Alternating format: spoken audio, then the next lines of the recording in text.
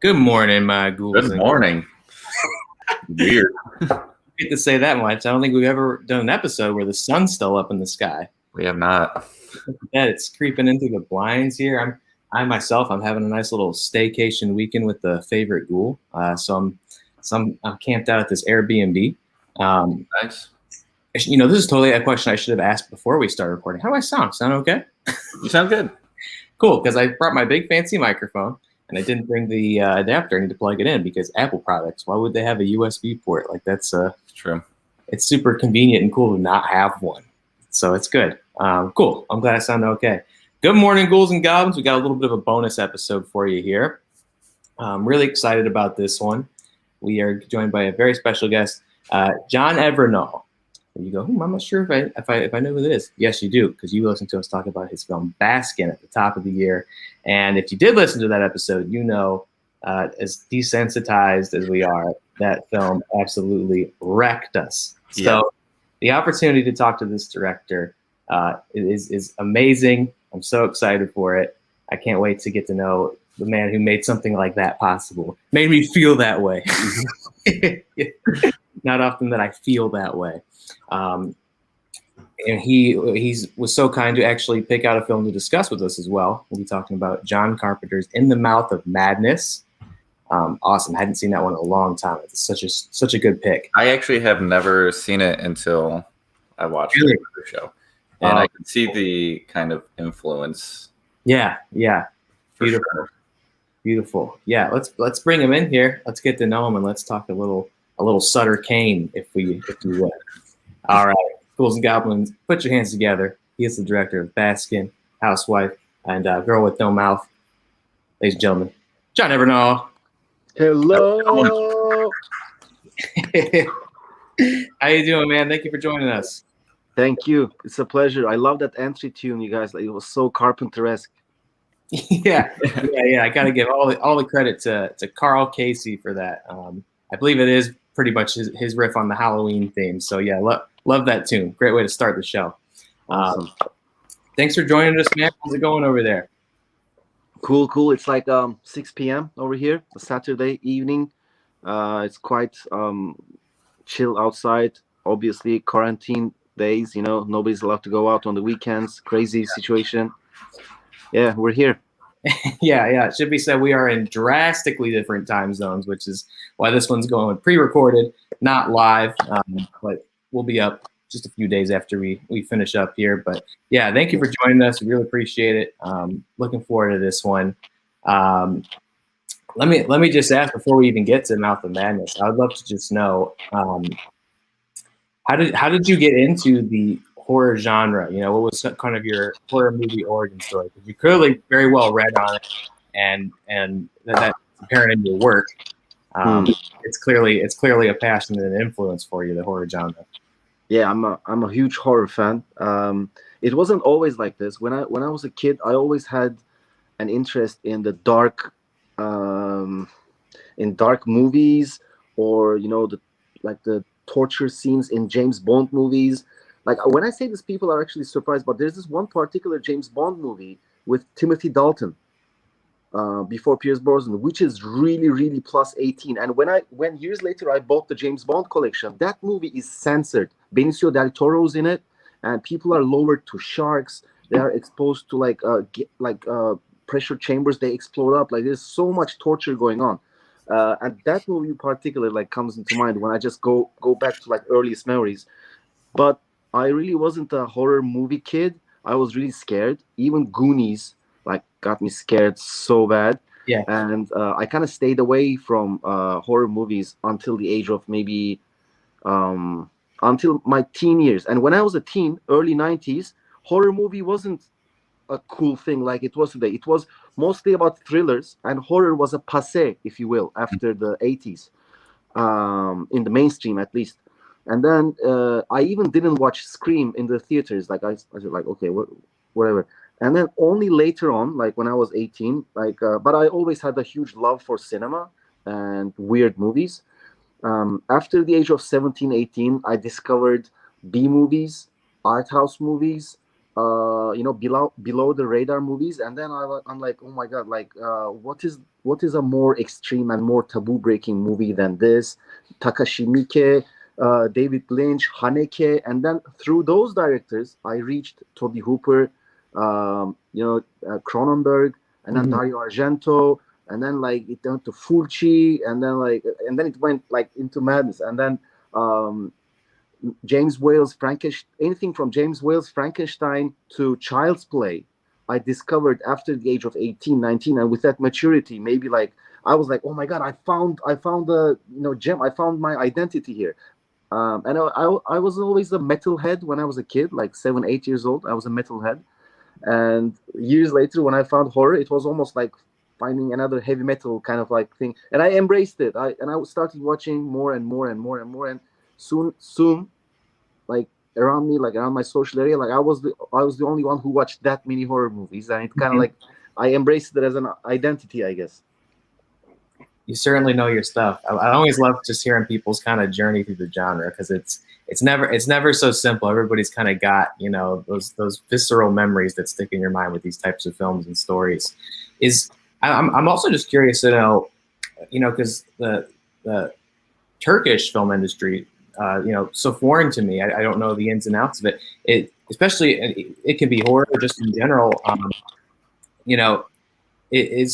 Western films relatively popular there, or is it a lot more locals that actually Turkish filmmakers, Turkish movies that get more acclaim and attention there, or is there a lot of Western movies catching up too? When I was a kid, actually it goes a bit like the world weird cinema era from the 70s, where Mexico and Philippines have these crazy vampire movies, this, that. Turkish cinema is churning out like these huge trash movies, be it Turkish Star Wars, Turkish Spider-Man, even Westerns, erotic movies, everything. And Turkish Hollywood, Yeşilçam, we call it. Turkish Hollywood was a big thing. Like there was like 300 movies a year, but it was more like Bollywood, if you will. It wasn't so much realistic. It's more like a spectacle, everything, low budget spectacle show, And then after in 1980, there's a military coup, where demolishes everything. And then when I grew up, I'm born in 1982. 80s and 90s, Turkish cinemas was only American movies, only. And looking back now, I'm thinking like, fuck, maybe it was even better, because like later, like in the 2000s, there was Turkish cinema kind of grew, but the mainstream Turkish movies is like usually very, very junk. So it's not very encouraging. But then again, also starting from mid 80s or early 90s, there's a huge boom in Turkish art house cinema. And if you check out Cannes Film Festival records, like every year there's a couple of Turkish movies, or at least one every other year. And then we have a grand jury winner. There's very famous Turkish filmmaker called Nuri Bilge Ceylan. Winter Sleep, Once Upon a Time in Anatolia. He's a huge art house god in world cinema. But then again, genre cinema, kind of like in Turkey, is like not something taken seriously. Mm-hmm. After all that boom in the 70s, it's almost like Turkish cinema was kind of like embarrassed of Turkish genre, because it was never something serious. It was always super camp. It was always super camp. So that's why Baskin, in many ways, is on its own. There is not any other movie like similar to it, despite there's a huge Turkish horror movie boom in the last 10 years, but they're all like, there isn't a single one which made like international acclaim, or like kind of like not even acclaim, but connected with audiences. Let's say they're mostly like religious exploitation, jump scare, and soulless. I mean, it's kind of like rude for me to say this, like for my code. Anyway, I'm a horror fan first, so like I can't say that. Yeah, that's the situation. And if you don't mind me saying, though, it sounds like you're kind of the exception to the rule in that part, and that your films do get acclaim and attention elsewhere in other countries and from other audiences and demographics and things of that nature. How does that feel? You know, getting that word out. You know, because we obviously we talked about Baskin. It was the first one we covered in this new format for 2021, and it's a movie worth talking about. Your work is worth the acclaim. It's worth the conversation. How does it feel, kind of getting that where it sounds like maybe it's not so common in Turkish cinema, especially within genre films? It's like most people don't care about it. You know, it's not like that. Like, you know, Turkey has a almost 80 million population, 80, and it's not like they're all trying and I'm the one who made it. It's just like they don't care about making a good horror movie. They care about like making a horror movie which makes money at the Turkish box office, and you know that's not the way to go. So in that sense, I'm like the black sheep, and even today there are many Baskin fans, and people know it, but it's kind of like under the radar in a way. Yeah. Like it's still under the radar here in Turkey. So it's interesting, you know. But like I've always loved it, and I grew up with American movies. It's almost like American pop culture is like almost like home culture for me, you know. Mm-hmm. And Turkish TV, Turkish mainstream, everything was kind of like all the American junk was dumped onto Turkey. Turkey is like kind of like a faraway state in a way, in many ways culturally. So I kind of embrace it. Yeah, and again, if people haven't seen your work yet, you know, especially if you listen to our episode, it absolutely is worth finding, because I think you're right. I think even breaking out of the Turkish film industry and community, there is still so much potential for your work to be found still and appreciated. You know, because that was Conrad. We had our guest, you know, Video Drew brought that to us. We hadn't seen it before, and then once we did, it was like, oh my God, where have I been this whole time? Yeah, I was telling everybody about it. I was like, you need to check out this movie. You need to check out this movie. Yeah, fuck you up for life. Yeah, it's gonna be my go-to now. And somebody's like, whenever somebody asks me, like, I want to see something really messed up, you know what I mean? Like they're all overconfident, like, you can't shake me. I'll be like, all right, check out Baskin. We'll see how you feel afterwards. You know, it takes a lot to stir those feelings, and I think people who watch horror movies so frequently, and you found a way to kind of push buttons and do something very unnerving and upsetting, while also making it a film with very, I think, valuable content and worth discussing, where it's not just, you know, violence and gore for the sake of it and for the sake of shock value. You actually crafted a very compelling film that is scary on that visceral, you know, gross out level, but also on a very psychological sort of I think, as Video Drew, metaphysical level. There's so many different layers that the film's operating on that they get you. It's like an assault from all directions. Thank you for that, because like most people in Turkey, like who know of Baskin, who have some respect for Baskin, they only like focus on the shock value, and or more like knowledgeable cinema people kind of like focus on the you know, all the, how you say, okay, it borrowed this from Argento, it borrowed that from Carpenter, it borrowed this. Okay, but when people like you mention the metaphysical level that they connected with the movie, it's really precious for me. That's why I'm super like happy and honored to be on like such shows as this. So I just wanted to say that. Hell yeah, man. Awesome. We're very excited to have you here. Why don't we talk about, I imagine, a film that has influenced you? It is the first movie that you picked, and I'm so excited to talk about this one today. For those who may be listening for the first time, Reely Scared on this show every single week, we have a special guest on to discuss one horror film of their choice. They can come at it from any angle. Maybe it's their favorite, maybe it's their first movie, a horror movie, an underrated movie, any perspective you want to take on it. They pick a movie and we discuss it at length. It's a great opportunity to have conversations you maybe wouldn't have otherwise. So John Evrenol, our special guest, selected John Carpenter's 1994 In the Mouth of Madness. I think maybe kind of an underappreciated film in the Carpenter canon.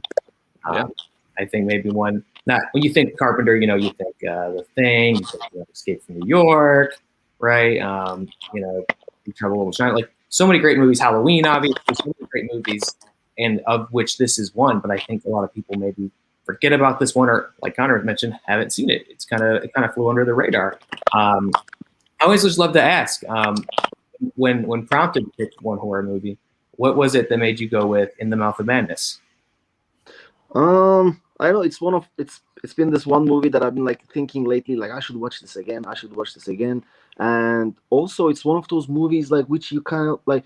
It's really difficult for me to say, oh, I love In the Mouth of Madness more than Event Horizon or RoboCop or Itchy the Killer. Like I have all these movies have different places in my heart, but somehow like when you asked, I thought like I was in a metal mood. I guess so. I just wanted to go with that. Yeah, I think it was a fascinating choice because it'd been a long time since I watched it, and in watching it, I honestly could feel that I could see some of the influence in your work, and not in a way that you lifted this or it's taken directly from it, but I could just sort of see why this film would appeal to you and how it's perhaps influenced your work down the road as well, because it's playing with some similar ideas in terms of impossible time and space, and both movies are just like a descent into madness. Like it's like a ride in that you can't prepare for. The inescapable doom. You're just all roads lead back to it, no matter what you do. I was really excited to watch this film again, and for those who haven't seen it, and maybe you haven't, because again, it's kind of an underrated one.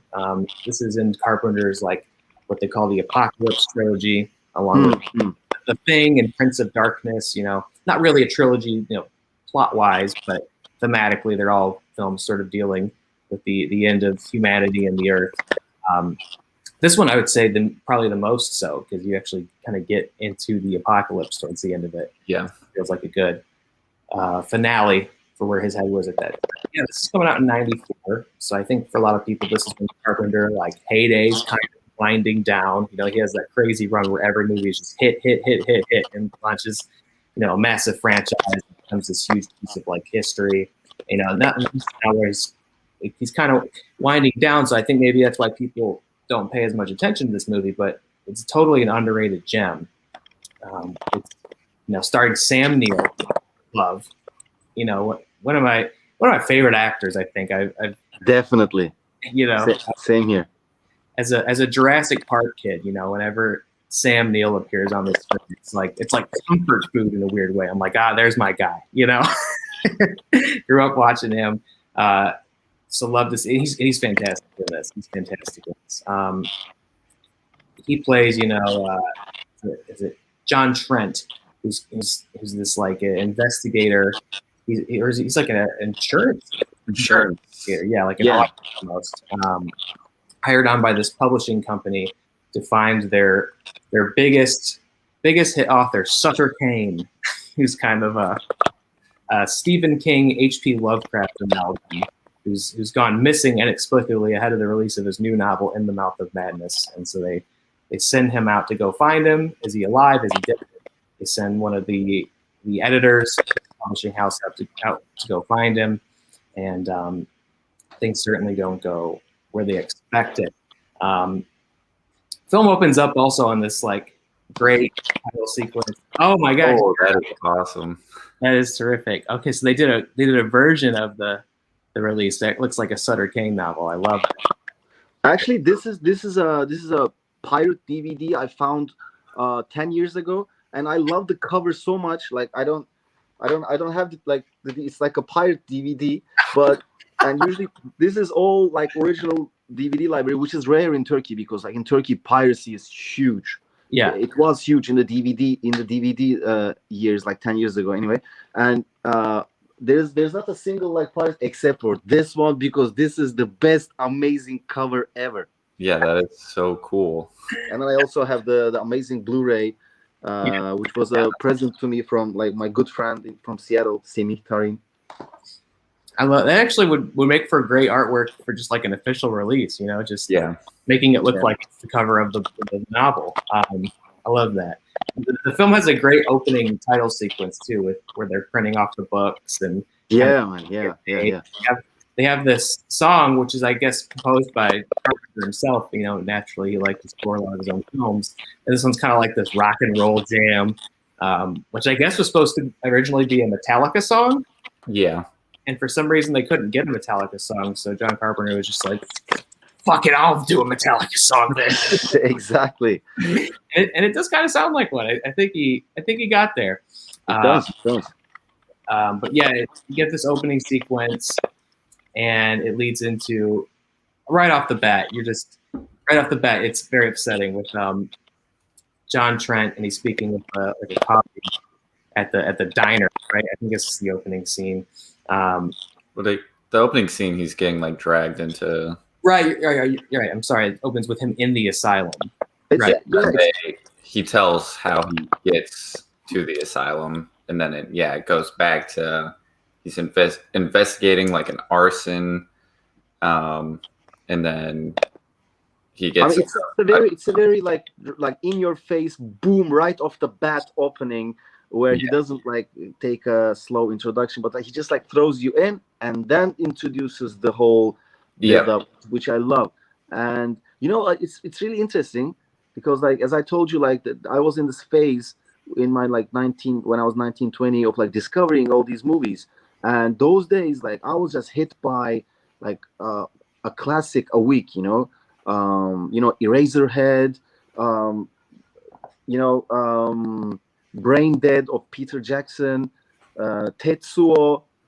All these movies that boom, boom, boom, like I'm having a renaissance. So like, and also like Shining, The Thing, I'm loving them. When I watched In the Mouth of Madness at first, I wasn't so impressed. I was like, this is kind of fun, but like this is not serious. It's a bit like it's a bit too much, you know. Like, it's a bit like not taking itself very seriously maybe. And it's really funny. Like a couple years later, I watch it again. And I'm like, oh, that's why. And like I got the taste of it later on. So as a first-time watcher, I was like, this is a bit like, you know, not serious enough, you know. It's not really, it's more maybe impressive than scary. But later when I watch it, I enjoy it much more. It's really interesting. Sometimes it happens like with some movies like that. And so this one, it grew with me like more and more as years passed. So like that's also like I have a more interesting relation with this movie. It is, I think, in some ways kind of like a fun movie too, you know. It's not, I don't think it's going for extremely shocking or upsetting, you know, from front to back. It is kind of a fun movie too, even in the visuals and the dream sequences and the nightmares, you know. I can sense that Carpenter's having fun with this one, but as someone who also, you know, one of my biggest things is fear of the unknown, and obviously that harkens Lovecraftianism and the cosmic horrors, which is a huge. I would say this is, without being a Lovecraft adaptation, it's still like the best rendition of like Lovecraft in a film that I can really think of. It gets it on the surface level of like, you know, cosmic monsters coming out of the wall and coming to get you, while also the like underlying dread of that constant threat, and nothing you really do is going to ever affect it. You're just kind of beholden to it. And it's also like the epitome of Stephen King, maybe. Yes. It's not a Stephen King movie, but I think it might be the epitome of the feel of Stephen King and Lovecraft merged into one.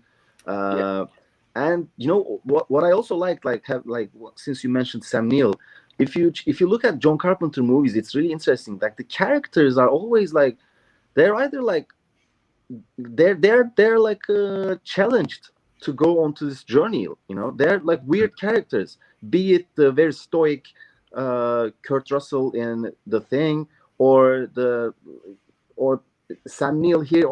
He's always like wants to make a joke. He doesn't take anything seriously. You know, it's the same case with They Live. You know, all like from Escape from LA and Escape from New York, the guy is almost like a superhero, you know. And I love that John Carpenter is always adding this extra spice to their heroes and giving it this comic book feeling, making like the character himself, like in his mind, there's the journey starts already there. There's some darkness over there, you know. I like that about John Carpenter movies, and this one I think nails it perfectly. It's not as comical as which I also love, Big Trouble in Little China, but it's not as cold as The Thing. this is the perfect Stephen King meets Lovecraft 80s, like the stamp of 80s horror. Yeah, that's a great point, because I think even making the main character like an insurance auditor, it's like such a unusual pick. Like somebody else probably would have been, oh, he's a private investigator or a detective, right? He's got to go find Sutter Cane. But making him kind of the most sort of drywall, he's got the most normal, like 9-to-5 job. Yeah, everything's so practical for him. Like you said, he doesn't even read horror novels they ask him about. He just kind of scoffs, like oh, like that's so beneath me. That dollar store garbage, like yes. He's so conventional, so that when you finally see the cracks starting to show later in the film, you really know he's truly lost it, because his mind would never even fathom that anything like this could happen. He doesn't even have the imagination for it. Though he does eventually relent that Sutter Cane's pretty good. Which to your point, John, I think I would be a huge Sutter Cane fan if that was a real author, like the best, like the cosmic themes of H.P. Lovecraft, ditching all the inherent racism, and then the greatness of Stephen King, all blended together. Like that's very much my fit right there. So they have the great scene then at the diner where you meet John Trent for the first time. He's speaking with the colleague, and you get that wonderful long shot, really long shot, where they're talking, and the music kicks in, so you already know like something isn't quite right already. And you just see the guy walking from across the street. He's very far away, just very casually walking as they're having a conversation, and finally hops up and just acts through the window. Great way to start. And I love that. And it also, especially coming off of the asylum scene, which is so over the top. He's like drawing crosses on his face with a crayon, and like just really big happening there. I love him coming through with the axe, and of course he asks right before he's about to kill Trent, with the big question: do you read Sutter Cane? Like, and then you get that close up on his eyes, and his yes, irises are like splitting. It's such a cool effect. Like two eyeballs almost splicing. It's amazing. Yeah. Already lets you know like you're not in Kansas anymore in this movie. That's not just a crazy guy with an axe. Something's going on with the eyeballs. Like we already can't pretend to know what's happening. But yeah, that's the question everybody's always asking, which was also like, before I even pulled this up, I could still hear that in my head. Do you read Sutter Cane? Like, so many things I would forget, and I could remember his name in that question. I could just hear it in my head before I started watching this again. And that's kind of how he gets pulled into the job. He gets hired by this publishing house, and Charlton Heston is there. Yeah, it's such a small turn for somebody as big as Charlton Heston. At the time, of course, I didn't know who Charlton Heston was, and I only found out about Charlton Heston when I watched Bowling for Columbine, the documentary from Michael Moore. Oh, yeah. And in that documentary, I learned who Charlton Heston is. NRA, all the movies, Omega Man. I'm like, oh, okay. Planet of the Apes, everything. And then now, like looking back as a more knowledgeable film buff, it adds an amazing, controversial but amazing spice to the whole thing. Right. Yeah. When I saw his name pop up in those opening credits, I was like, what? Yeah, because you know what? I mean, I guess Planet of the Apes is a good example. That's a guy who shows up in like sort of genre movies, but not somebody I think of immediately when I think of, I'm gonna sit down and watch a horror film. Charlton Heston, he's got such an esteem, that's like your grandpa's favorite actor. You know what I mean? Like, what a funny way to get to know him. Doesn't he have like a rifle like, over my dead body, like something like that? Yeah, crazy. Oh, man, what a great way to find out who that is. Yeah, he's Jackson Harglow. He's the head of the publishing house. Yeah, and their author has just inexplicably gone missing. Sutter Cane was about to release In the Mouth of Madness, his big new book. They're like already optioning the film rights out. They even say out loud, like he even outsells Stephen King. So it's like, it's so like the movie is so self-reflexive, and it's really not pulling any punches, and it's really not hiding any influences. I love that about this movie. Yeah, and Trent, he relents and buys all the books. He is so cynical. Samuel's he's so snarky. It's hilarious, and where he's like, when cynical is the word. Yeah, definitely. when the editor's trying to be like, hey, look, I don't know, he might not be alive anymore, but we got to get him. We got to get that manuscript. Like, a lot of cash relying on this. We need your help. And she's like, she does ask him, have you ever read Sutter Cane? And he's like, why would I read Sutter Cane? We fucked the earth. We fucked our lives. Why would we fuck our mind? Like, it's just, he's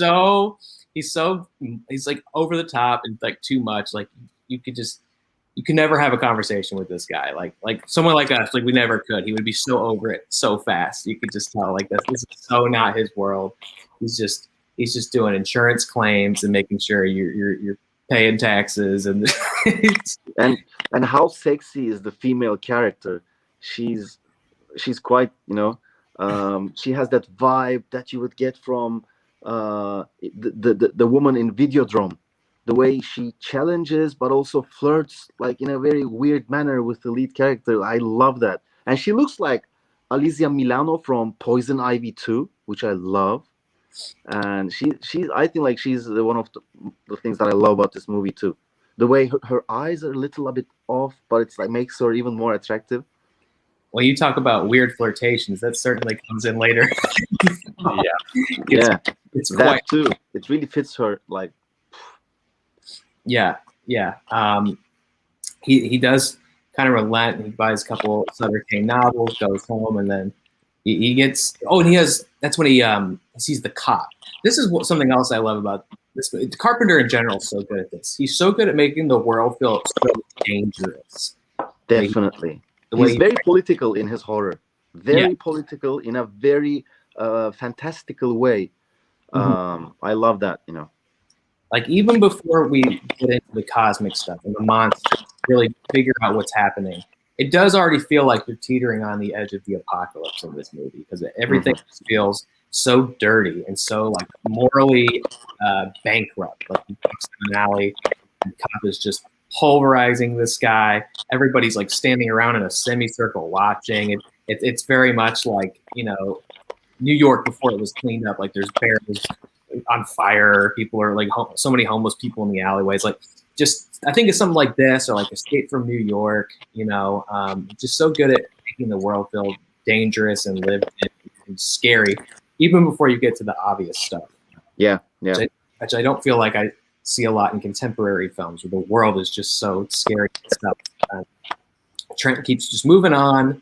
The cop, oh, you want some too, buddy? And he goes back to beating this guy with a nightstick. It already makes you feel so kind of scummy.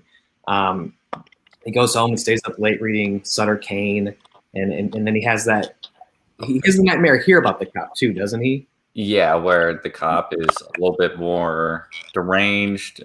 Something's wrong with his face, like it's melting off almost. Yeah, maybe he's like taking a page out of Dario Argento's book there, like showing you the same scene but with some differences. That's always that always has an uncanny feeling, man. Like when you watch the same scene in the movie again a couple minutes later, but with some differences, it distorts your perception in a way. I love that. Like I think throughout the movie, this movie, not only in script but also in style, the way it's like being shot and the way it's being cut and the way it's being pasted, it's kind of like driving you mad and driving itself mad. Like level by level, it's descending into madness, and at the end, like it's kind of like it's dripping.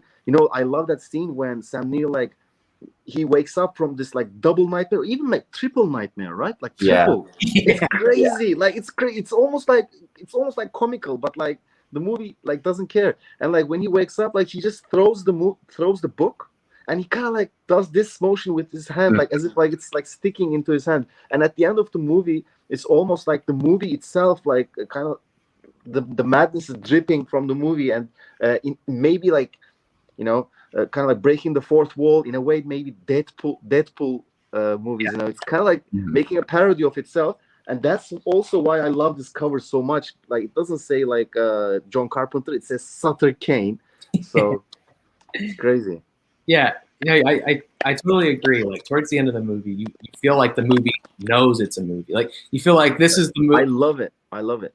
Like he's we'll obviously get there too, but like he's watching the movie that he's in, and you were also watching that movie. Like it has like the movie itself is falling apart as you watch it. It's almost like, you know, when Lovecraft in his movies, like, say, this indescribable horror, non-Euclidean geometry. It's like, it's not about like giving you a tangible horror. It's more about like just distorting your way and like expressing itself in a way that it cannot be described, you know.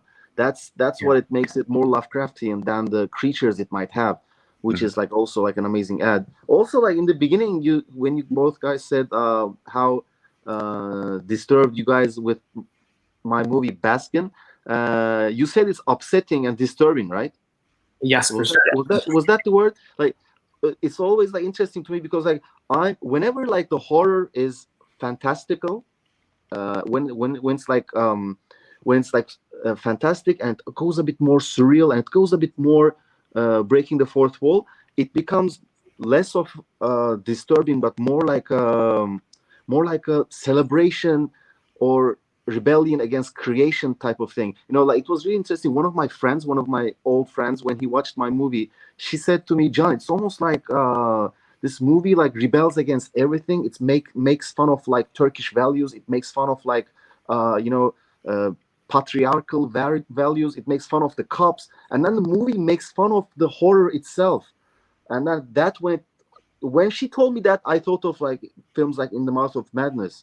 And when I'm thinking of more disturbing movies, I'm thinking movies like, I don't know if you watch Snowtown Murders or Snowtown, yeah. Or Kinatai. There was this movie called Kinatai from Philippines, which won the best movie at Cannes Film Festival when Tarantino was the head of the jury.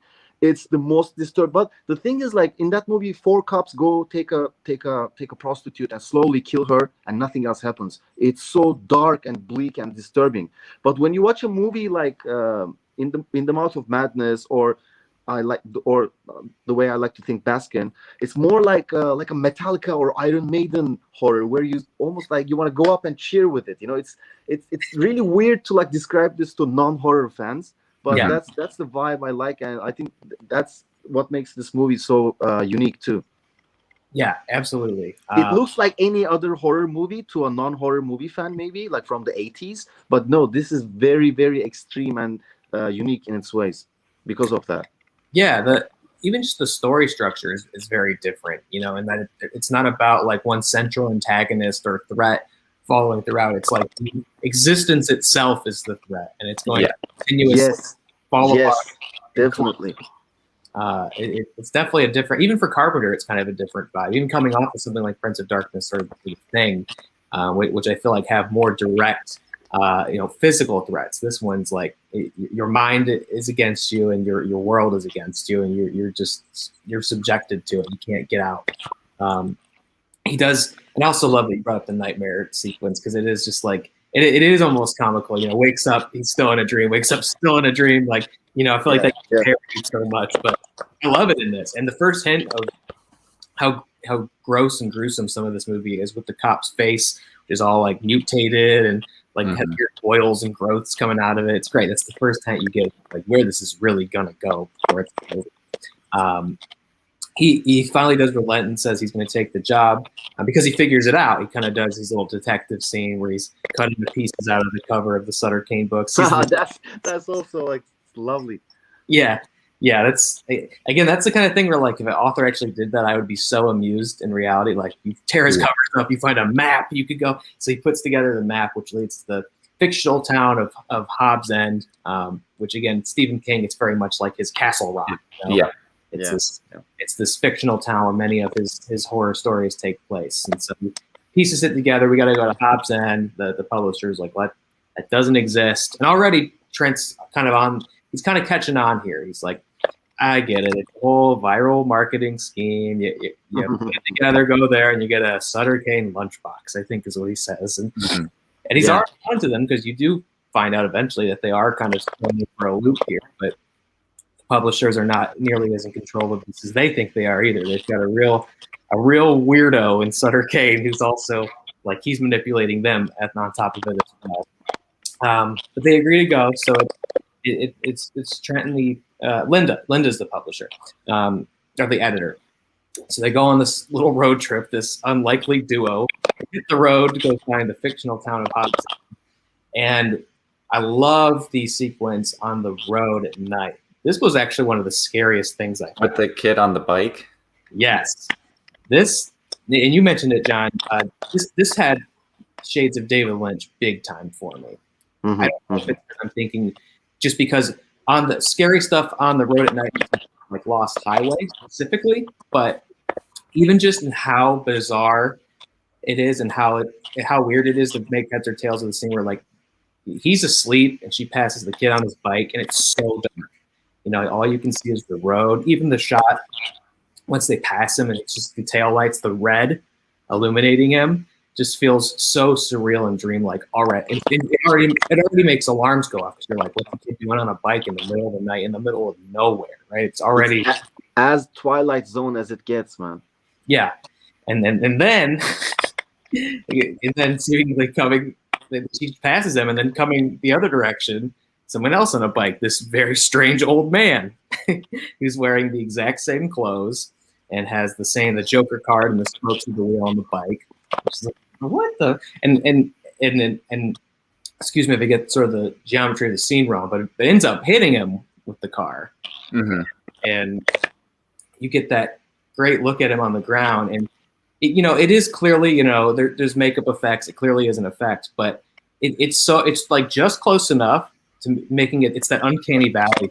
It's like he looks like a person, but not perfectly like he's a little off, and he's saying he won't let me out. He won't let me out.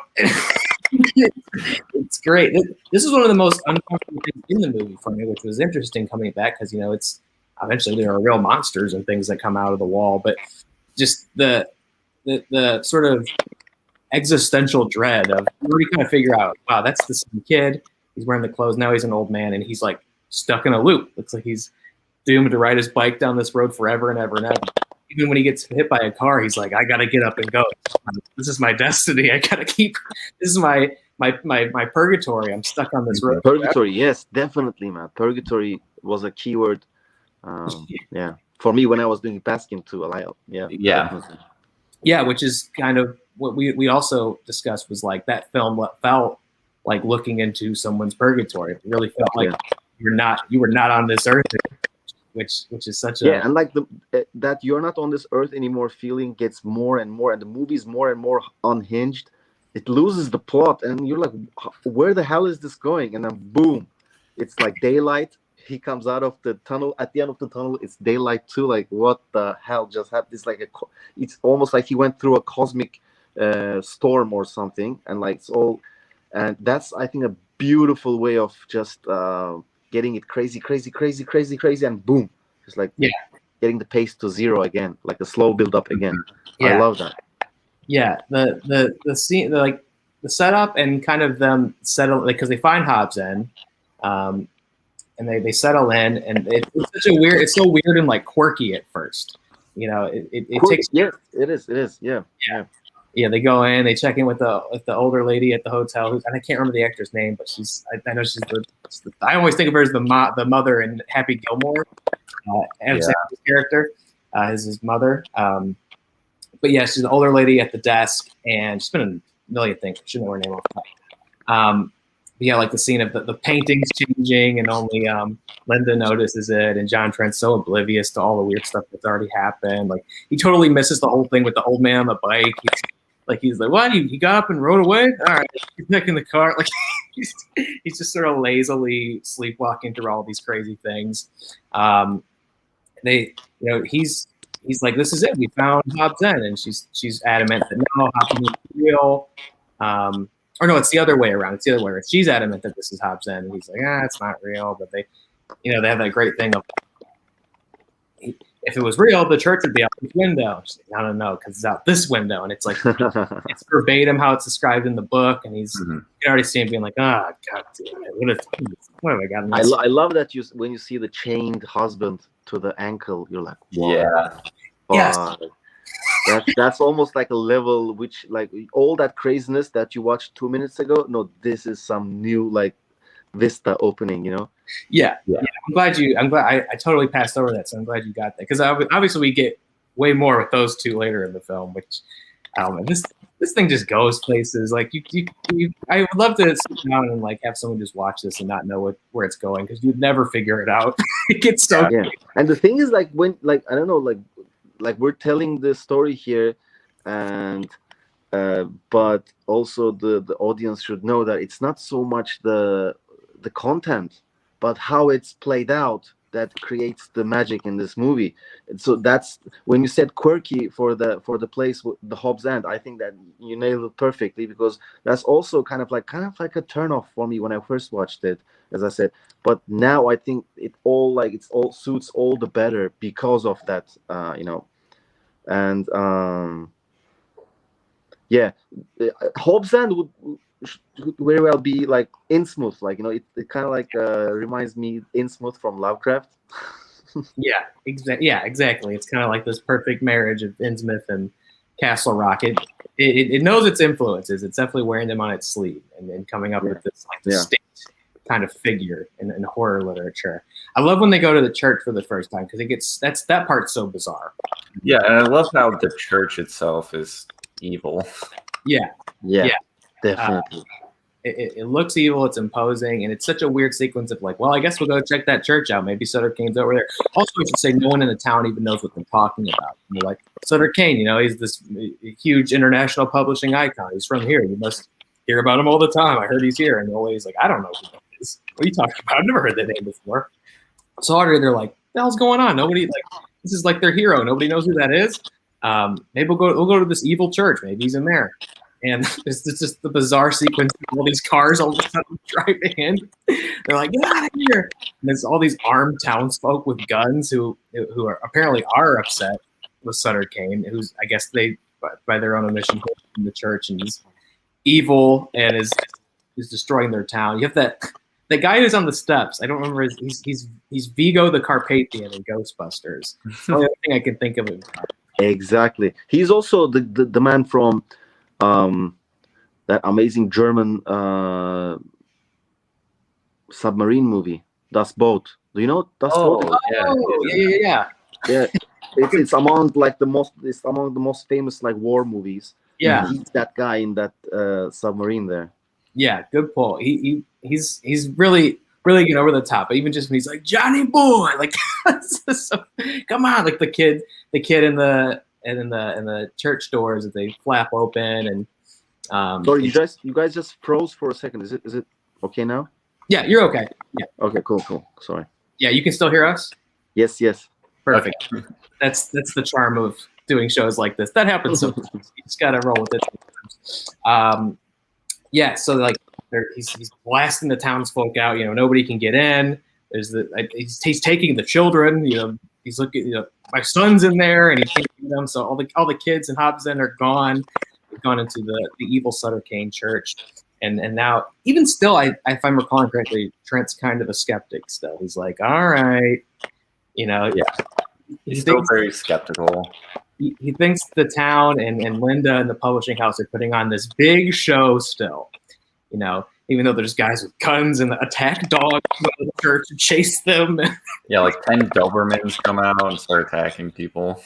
Yeah, there's so much happening, which I guess is a consequence of like all the Sutter Cane novels are becoming real at the same time. So like these characters are coming into each other, and these different events are all happening at the same time. So everything's just a mess.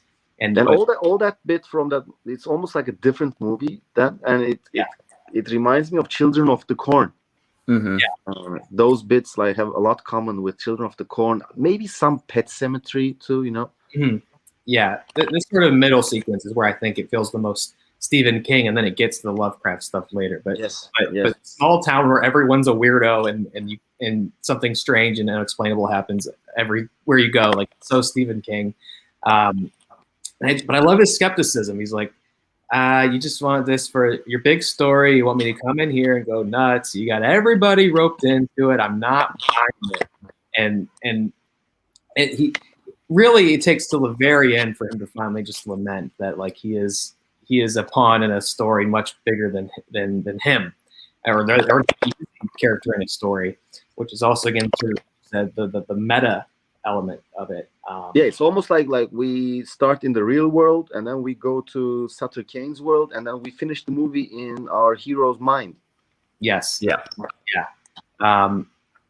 And now, and I'm trying Oh, to. you guys, by the way, did you recently watch the Brandon Cronenberg's movie? Possessor?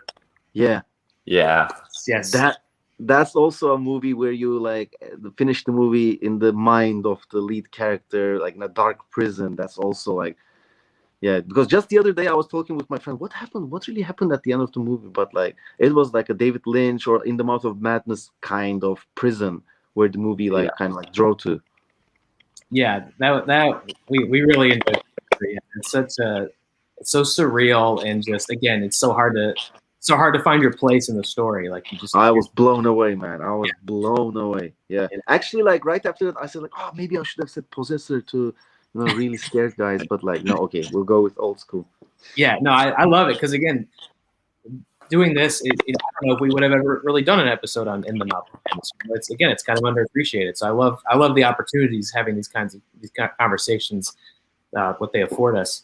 And at this point, I think they're kind of back at the hotel, and they're sort of touching base. And this is already as he gets closer to figuring out what's going on. It seems like Linda's solution is to just throw herself towards him, like distract him. Which the start of the film probably would have worked, because you see when they're in the publishing house, he has that weird scene where he kind of gets in her face and he's being all sultry and his advances are clearly not appreciated, and you're like, "Ew, okay, John, kind of a gross scum guy." And then at this point, she's throwing herself at him, and he's like, "Get away from me! Something really weird's going on. I don't. Stop trying to distract me, So you already see his character and his psychology totally changing as a result of what he's experienced in this. That he can sense something terrible under the surface. He's having more nightmares as he's in the town. They're staying in the town, seeing all these really upsetting visuals. By then, and let me know if I'm skipping anything really great, because it's possible. But eventually, Linda does get to the church, where she just kind of strolls right in, and it's not even a big thing. She sees Sutter Cane, and it's like he doesn't seem surprised to see her. She doesn't really seem surprised to see him. But you finally get word on what's going on here, which is, In the Mouth of Madness and all of his work. I think he explains it more towards the end too, John. Right? All of Sutter Cane's work are really just conduits to things that actually exist, real monsters, real cosmic beings, and by writing about them and putting them in people's mind, they're becoming more and more. The more people read them and are afraid of them, they believe in them, and that's giving entities power in this world to the point where they're going to be able to cross over and enter this world. And what fiction and reality will no longer be distinctive things. They're going to be just one conjoined mess, which I think is so cool. I love that idea. Yeah, it's kind of like playing down to your ancient fears or instincts, where you're thinking if I'm scared enough, it's gonna manifest. At the dark when you're a kid, if I just imagine a cannibal zombie, as intense as I can, maybe it's gonna manifest. That instinctive feeling. I kind of where this movie presses the button at. Yeah. I forget which sort of culture or belief system it originates from. There's this thing called a tulpa. I don't know if you've ever heard of a tulpa. It's this idea where if enough people believe in one thing and have consistent beliefs and feelings towards it, you could almost will it into existence. Mm-hmm. So if a populace was afraid of one thing, maybe this just gets chalked up to hysteria at the end of the day. But if you believed in something so passionately and strongly, you could actually will it into existence, which feels, I don't know if Carpenter is literally trying to do that here, but it totally plays it. Some people even think like Lovecraft. People have this thought about Lovecraft where it was oh no, he wasn't this brilliant horror author. It was no, he was tapping into stuff nobody else could see or feel. And I love that. Yeah.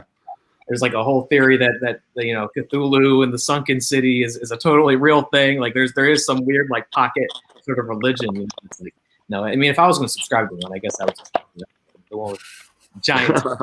It's also the way I try to do my movies too. It's also as if you sit down in front of your keyboard, you're looking at your screen, and you say, okay, let me be possessed, go to the frequency and channel the horrors. It's almost you're summoning it.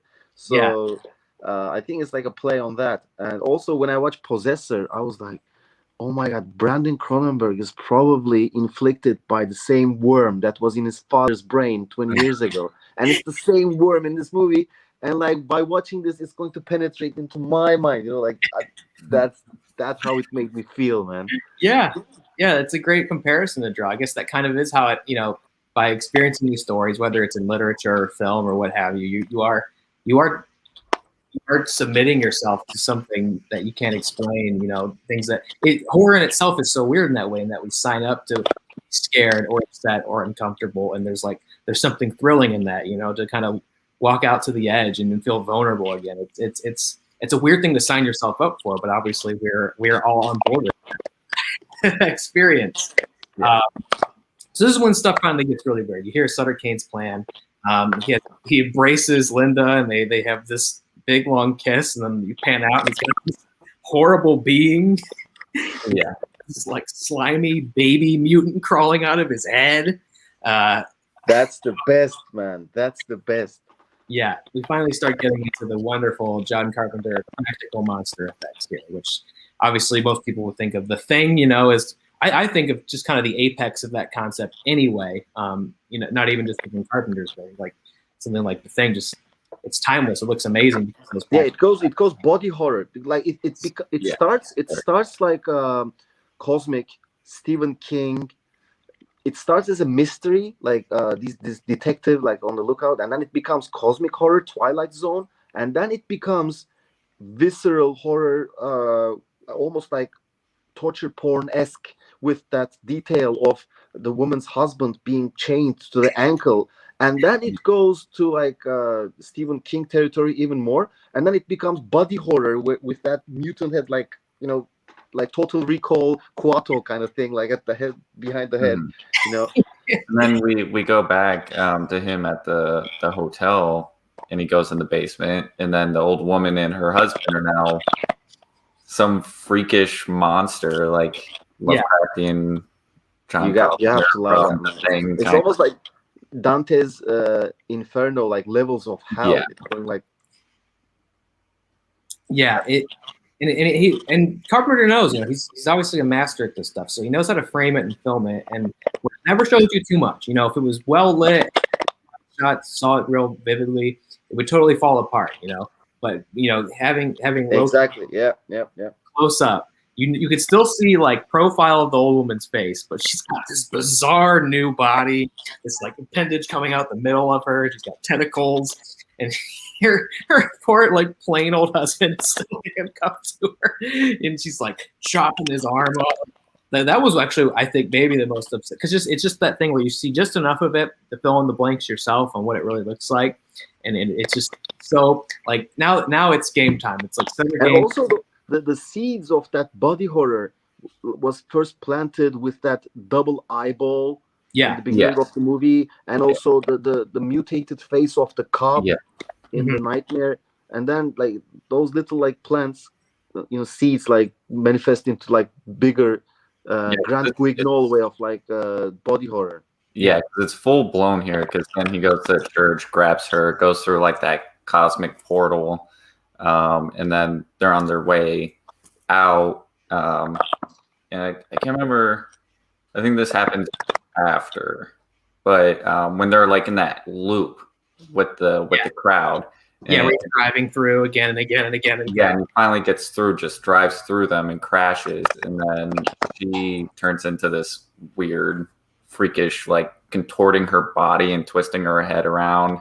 Oh my God, yeah, that's super upsetting. I think they actually found that with the contortionist.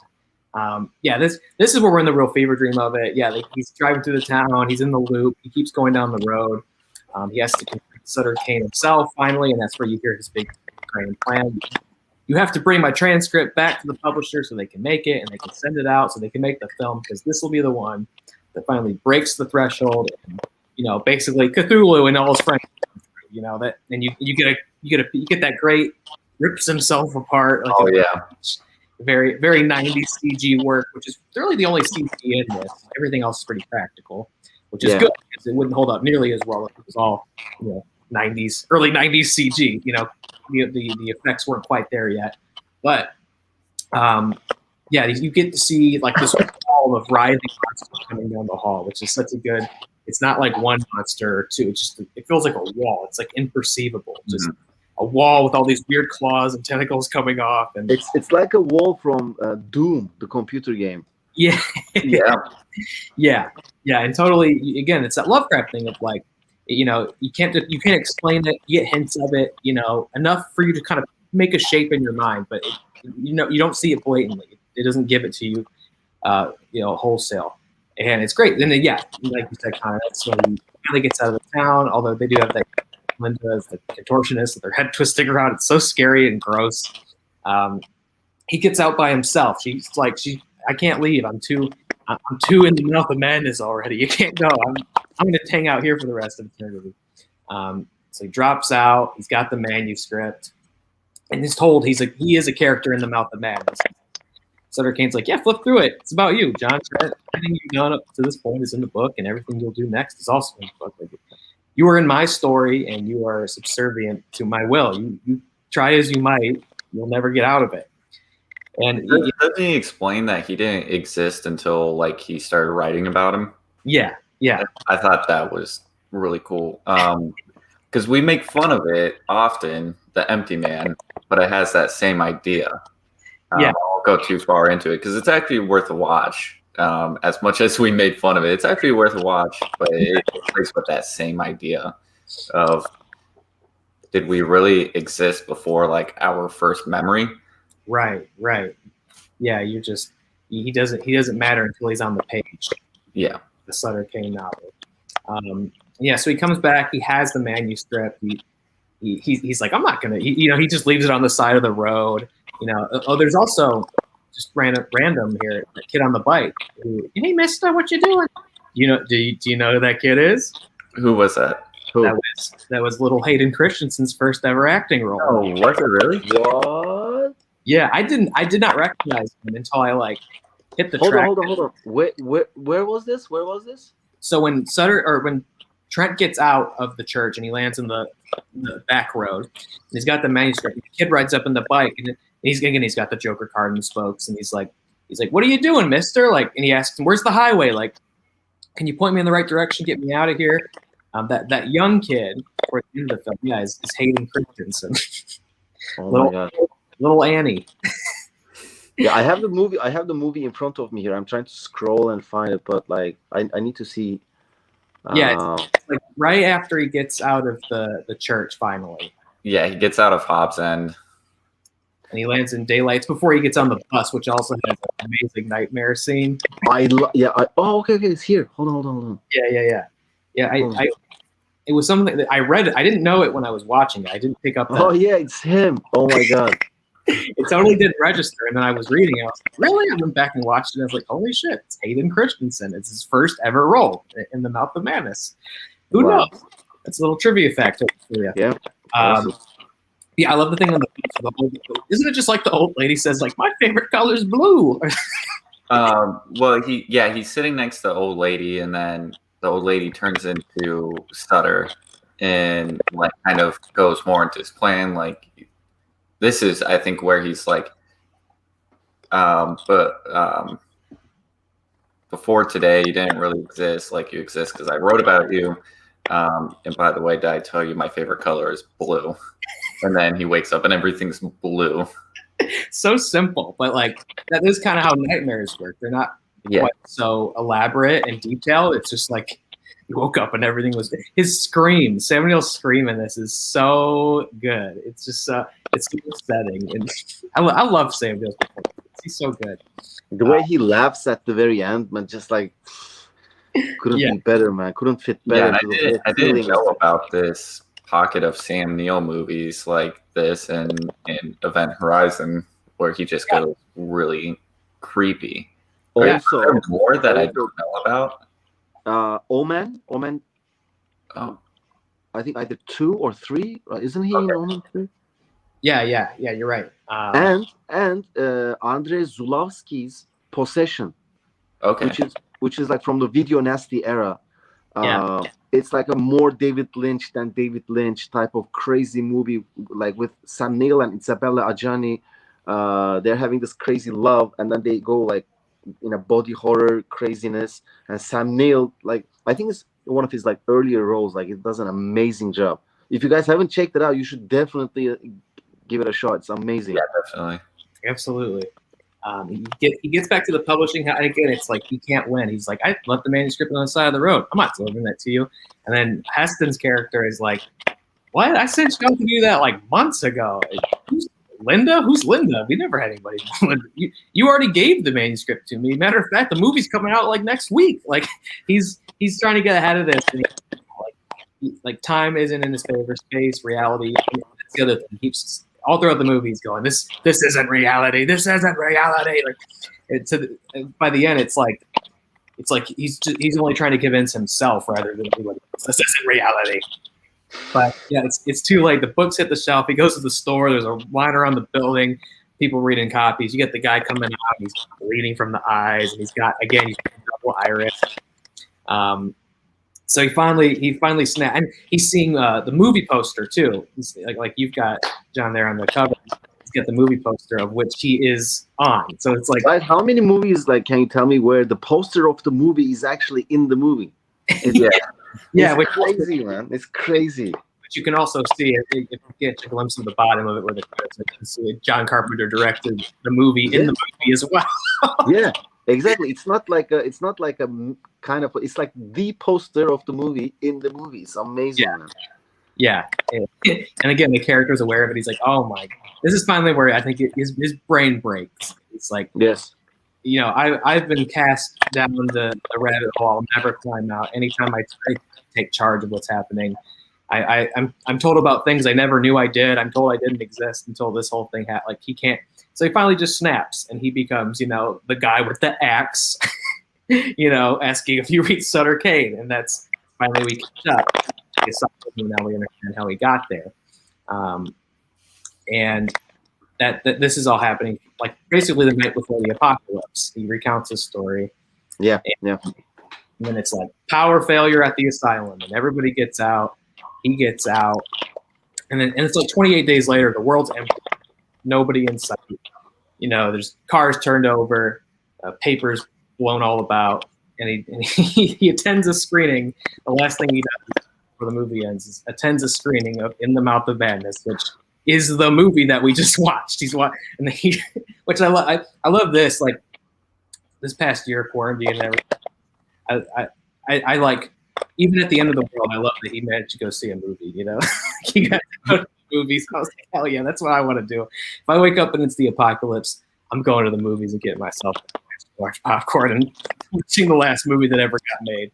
And he just starts laughing, right? They have the great sequence in the movie of him going, "This isn't reality. This isn't reality. This is reality." And then he just starts laughing, starts cackling. And like you said, John, it's such a big performance now. He's playing so big now. Mm-hmm. And then it just ends. Like there's no real like, he's gonna save the day. So like there's no. Yeah, but right before it ends, like his laughter turns into crying. Like the movie ends in agony.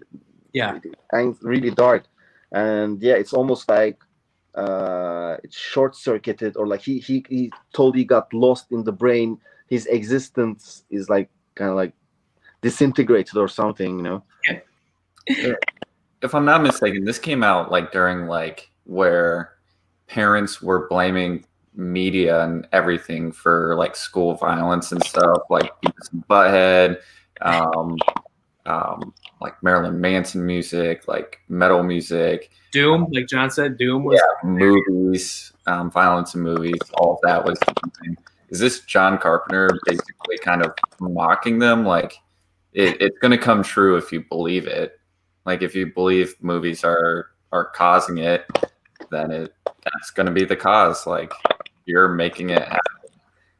That's a great point. It's like playing the record backwards and getting the satanic rites in the middle of it. Like it's like, what if you did make that a literal concept? Okay? Media is infiltrating and corrupting the world, and it's going to fall apart because of it. Yeah, I didn't draw that. I didn't think about that until you mentioned like the movie poster is actually in there, and it's directed by John Carpenter. Like, yeah. His movie And also, infected everybody. I mean, like another reason why this movie might be a bit more under the radar, rather than like compared to some of his contemporaries, is this movie feels like an 80s movie with everything. Yet it's like made in 1994. Is it? Yep. Yes. 94, 95, something like that. No, it's after Jurassic Park. It's after Jurassic Park. So I mean, by the time this movie is out, many effects were a bit dated. Maybe like I think they look amazing now. They are timeless. But when I told you like when I was a teen, horror was a bit passé. This is like post Michael Jackson's Thriller times where like zombies and everything had become so mainstream. So now it's back to like serious thrillers. And Silence of the Lambs was an Oscar nominee, or Oscar winner, I don't know. So it was more about serious thrillers, and this type of horror was considered dated. So that's why in the middle of all this, John Carpenter like putting this punch without doesn't give a fuck about anything else, how the movie business is at the time. I love that, man. But that's also another reason it became a bit more under the radar and more cult. Mm-hmm. Yeah. Which is fascinating. That could happen with a director who is, or by this, kind of at the height of everything. He's got so much acclaim and respect, and especially within genre film, he's this titan now. When it comes to horror films, I think Carpenter is somebody who belongs on like that Hall of Fame status, like best of the best tier. He's contributed so much to the genre, and it's funny that something like this could, because it's not like bad. If it was a bad movie, then you could see pass on it, but it's great. It just for some reason didn't get the attention that the others did, and probably one that people will continue to kind of discover again through the years. Kind of cult, like you said. Cult. I don't think he was ever given a big budget movie after this. Yeah, because the next thing I can think of is like Ghosts of Mars. That's when it gets really weird for him. Yeah.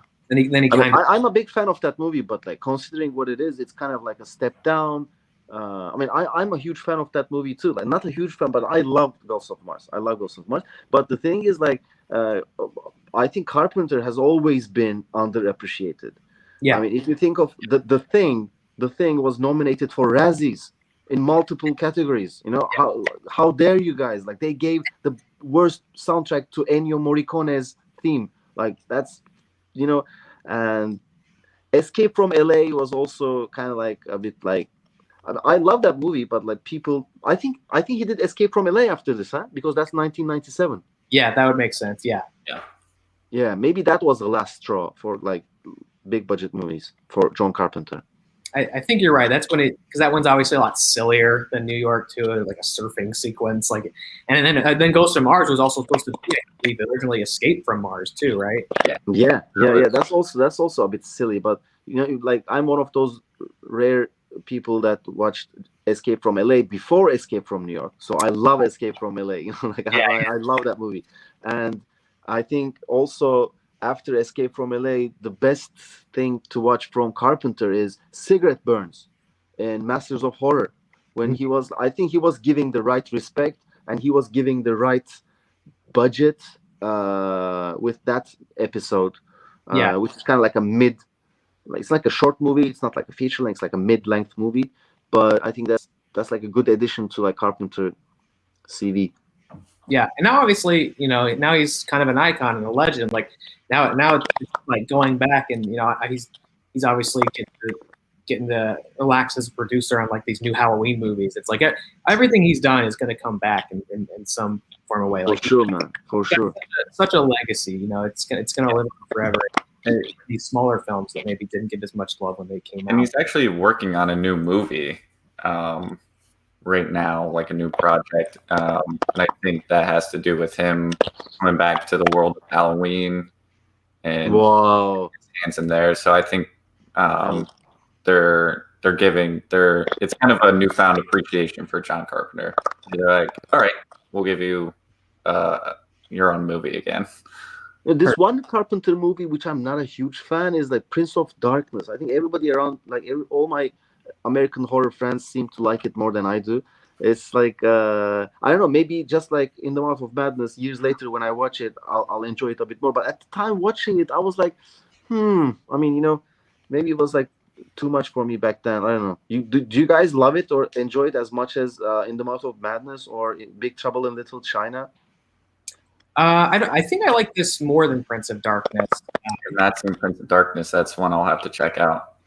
That's another one that I also haven't. I've probably seen it one time, and it's been years since. So Yeah. kind of due for a revisit, I guess, on that one. I think Prince of Darkness, much like John Carpenter, David Cronenberg's Dead Zone, those I think those two movies were amongst the movies which kind of needed a bigger budget, like bigger scale scenes to sell their story in a way. I think that's one of the things maybe that I was looking for in Prince of Darkness. I mean, it's really interesting. The other day, like somebody when they this guy, when they invaded the Senate in America like a month ago, this guy with horns and everything, it looked like when I was watching that, I was thinking of David Cronenberg's Dead Zone, because it looked like a very small budget movie. If Senate ever was invaded, invaded by people, I would imagine a more apocalyptic, bigger scale thing. Yet this was a couple people. Like, what's happening here? There's this one cop shooting. It looks like a low budget B movie version of Senate being invaded. It was crazy. It's like life imitating B movies. That's such a hilarious. I didn't know. That's such a hilarious comparison. Because you would expect, like they're bringing in the big guns and the tanks come in and or they're invading the Capitol. Paul Blart on the steps, like saying, "Please don't do that." That's such a funny comparison. That's the apocalypse that we are owed in America. And that was made for like a modest $5 million. That's what we've earned. Looking at the bright side of things. Oh man, well, John, I know I'm gonna let you go here, man, but it's been an absolute joy talking with you. I really appreciate you coming on, bringing this movie to us so we could talk about it.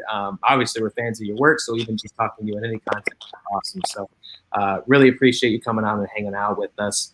We've been giving Baskin so much love, which should be said. You also directed 2 other great movies: Housewife, Girl with No Mouth. I don't know if you publicly said, do you have anything else coming? Anything you're working on right now? Now, I did a mini series for a Turkish platform, a call girl drama.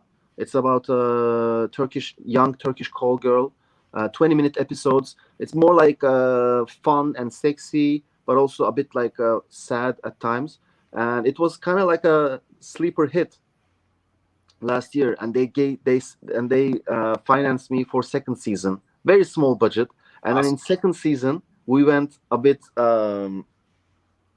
crazy, a bit Cronenberg on it, and nobody has seen it yet. It's only the producer, and nobody from the platform seen it. Nobody. So I think it's going to be a really shock, because people were expecting the same thing of season 1, where in season 2 we went into some astral